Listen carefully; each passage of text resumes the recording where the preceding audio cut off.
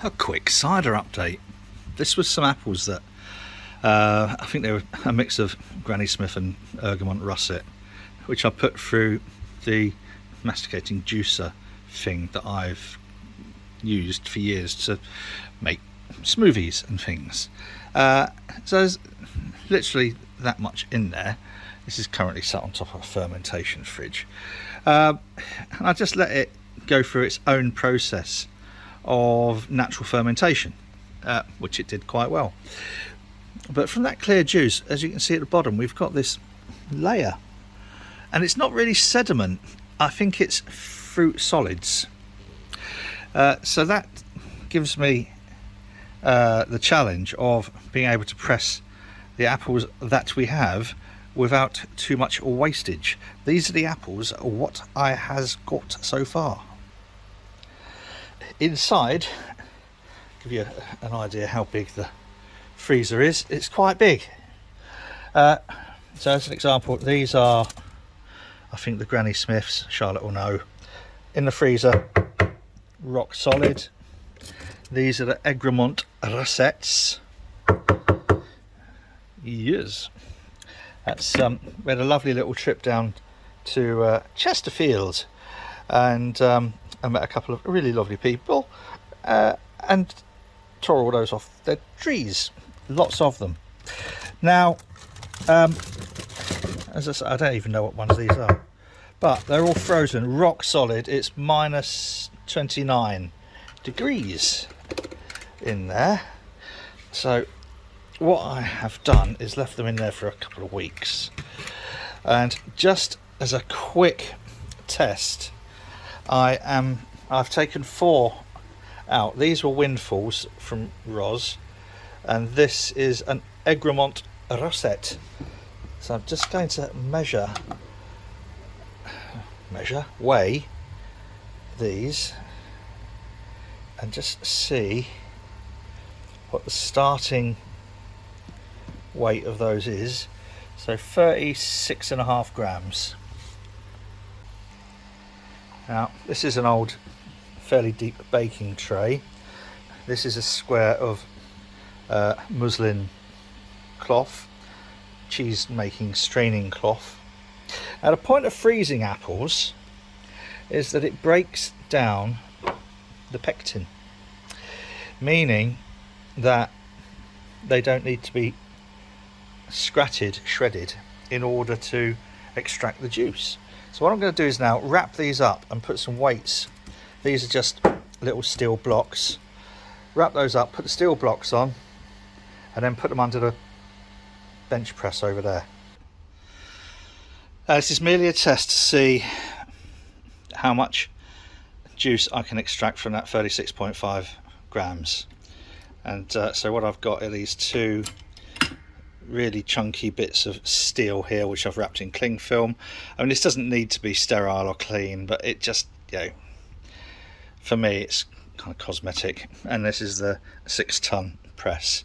So all I'm going to do is ever so gently, now I've wrapped those apples in there in the muslin, and just apply, and I can see we are getting, right, well, we're definitely getting some juice out of here. Can't pick it up right well on camera. So I'm going to finish pressing that. I'm going to realign this side over here because I don't want to damage the tin, and then I'll pour it into a jug and we'll measure it. That is as near as damn it, and I didn't squish it as much as I could have done. That is, Marley be quiet, that is 1/4 litre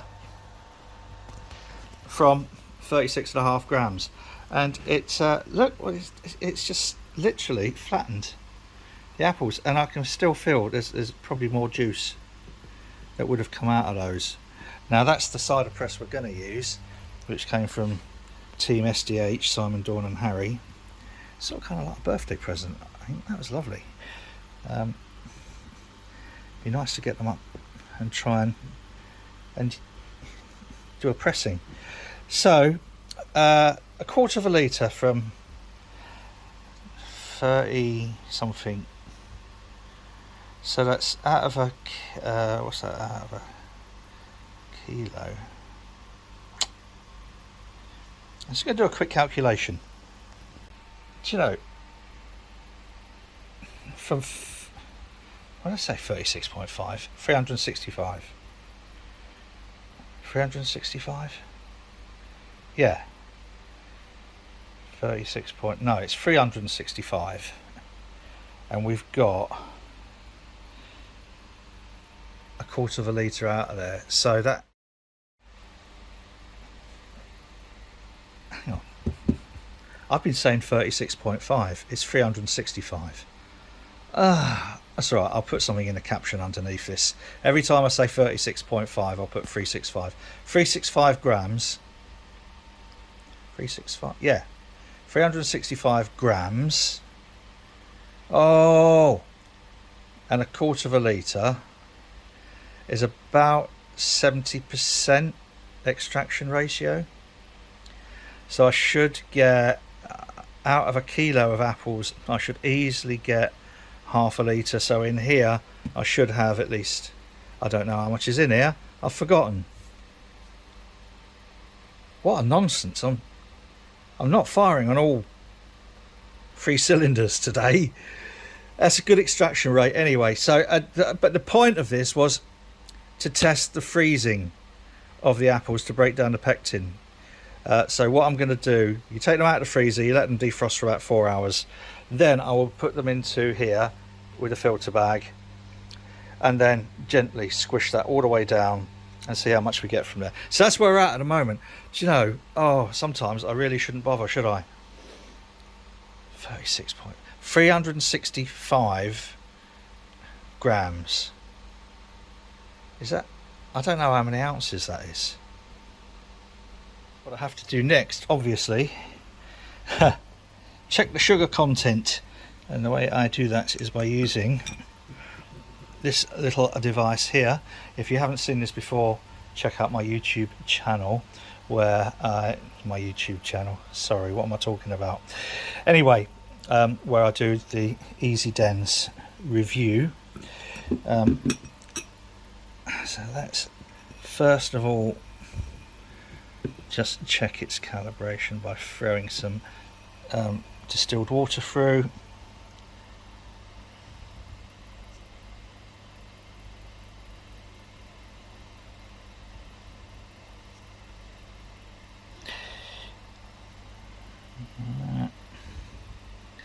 Let's throw a bit more distilled water through. Double distilled water actually, yes.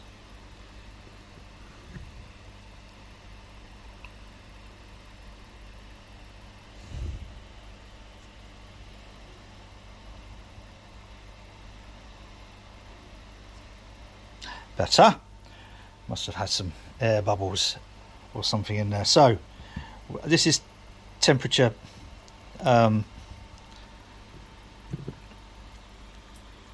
compensated. So now I'm going to draw up a small amount. We only need, that's it, a tiny amount, 2 millilitres.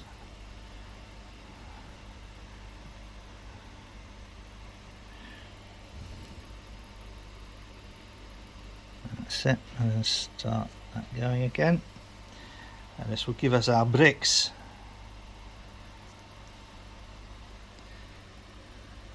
It's not, it's given us a specific gravity of 1035. Okay, I don't know why you've given us our specific gravity. Let's go to measurement unit, sugar. Yes, are you going to do this? Bricks back.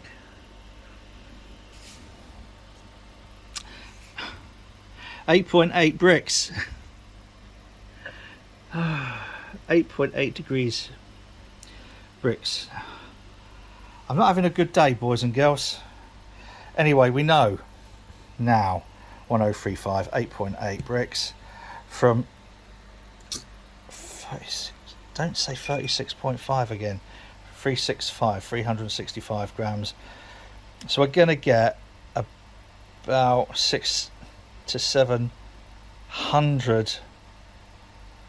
I ain't even gonna say milliliter. 0.6 to 0.7 of a litre. This is why, because I could never work that out in pints and fluid ounces and stuff, and I'm still having problems working it out. It's right. It's been a long day, week. It's not even. It's only Wednesday. Anyway, I've sanitised this with Star San. Star San's a brewing cleanser,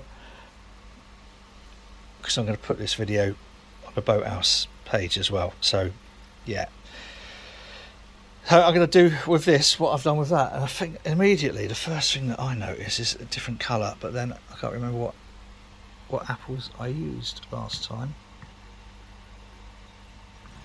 I'm just going to let this spontaneously ferment.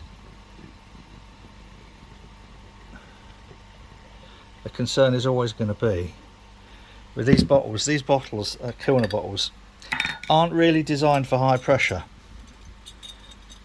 so I will almost certainly have a couple of bottle bombs. But look at the difference in the colour. Might be just because they're different apples. It might be because these were in the juicer and this is from the non-juicer, you know, the pressing it. This should have a little bit of, yeah. And also, as soon as that happens, some of this sediment should start rising. It hasn't. Oh, it has a little bit. When that fully carbs up, that sediment will, it is starting to rise. Yep, there you go. And that's the carbonation coming out of the sediment at the bottom, fruit mass at the bottom. So good. Right, we're getting there. It's all looking good. I'm now going to clean the easy dens. In fact, I'll do that now, just to double check the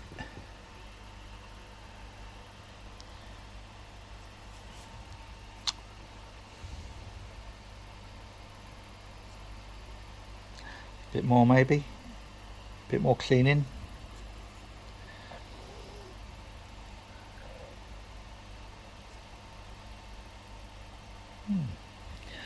Let's switch over to specific gravity and see if we can get it to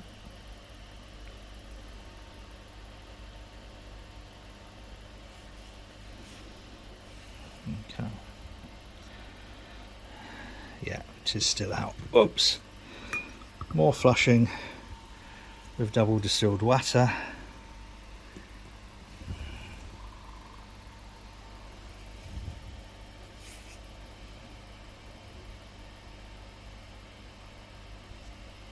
That's better.